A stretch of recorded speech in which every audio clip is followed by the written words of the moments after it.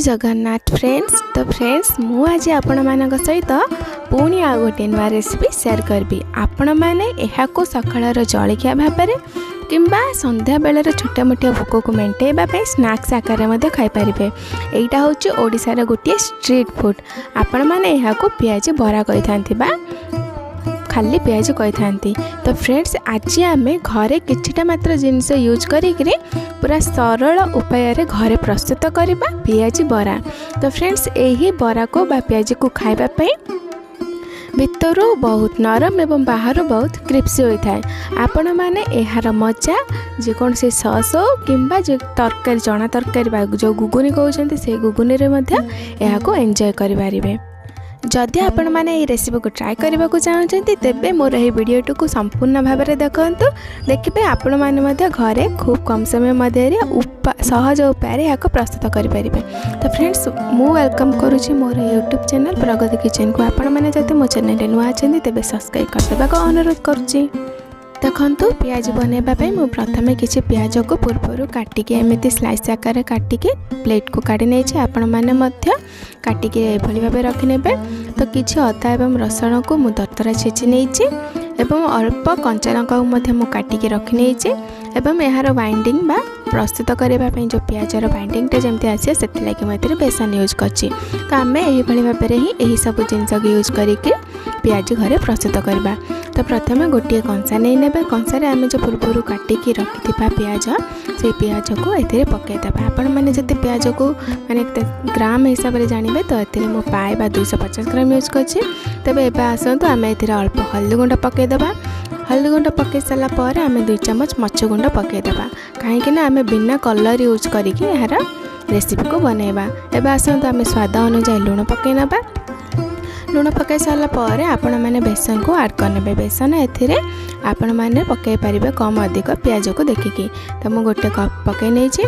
एबे आसतु काटिकी रखिथिबा कंचा लंका को पकईदेवा एवं आम पूर्व दरचेचा कर रखिथिबा से अदा एवं रसुण को पकईदेवा। आपण मैंने जदि चाहिए ना यह मध्य आपण मैंने गोटा मध्य रसुण पकई पारे। तेबे आसतु आम ए अल्प गरम मसला को पकई नहीं। पकई सारापर यार बाइंडिंग आने आम अल्प पानी यूज करवा। पानी पकईकि यही भाव में हाथ साहाय्य आम यहाँ चकटी नवा। देखिए जेपरी पियाज मसला एवं से बेसन सबूक भल भाव में मिसीज जहाँद्वारा कि आमर पियाजी तैयार करने जो भाव में बाइंडिंगटा दरकार से भाई भाव में हो।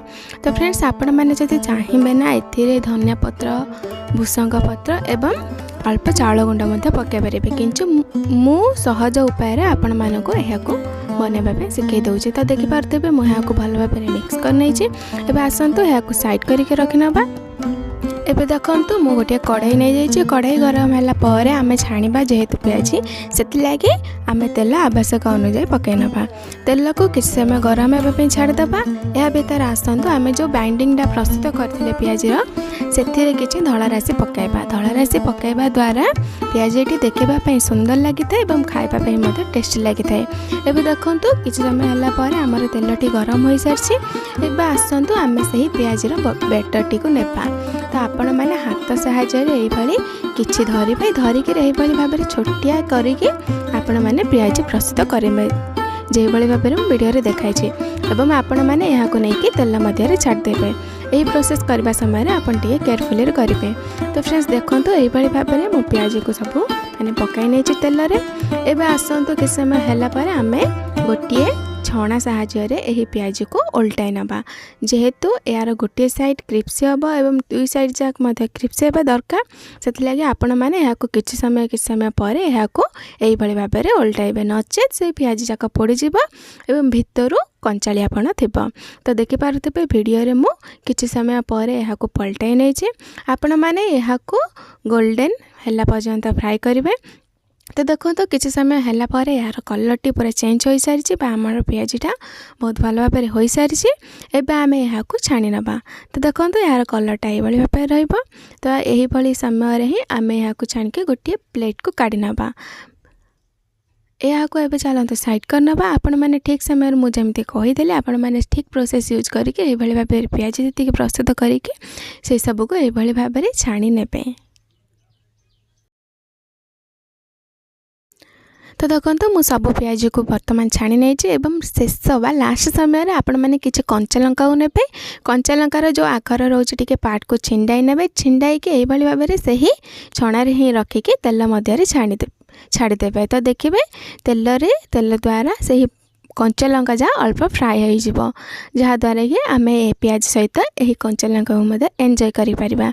तो फ्रेंड्स देखो आमर स्ट्रीट साइड बा ओडिशार जो भाई भाव में जो होटेल मिलूँ से भाई भाव में आम पियाजी घरे प्रस्तुत करदे। आपण मैंने यही रेसिपी को थरे ट्राए करंतु एवं आपण मैंने जदि यह रेसिपी को लाइक करेंगे कमेंट करेंगे एवं मो चैनल को सब्सक्राइब करदे। तो देखो भितर केते सॉफ्ट अच्छे बाहर क्रिप्सी अच्छी आपण मैंने यहाँ को जेकोसी चिल्ली सॉस रे आपण मैंने एंजॉय करें नचेत आपण मैंने गुगनी साहाय्य एंजॉय करें। तो फ्रेंड्स यही रेसिपी को आपण मैंने थरे ट्राए करंतु एवं केमिति लागला लाइक शेयर कमेंट माध्यम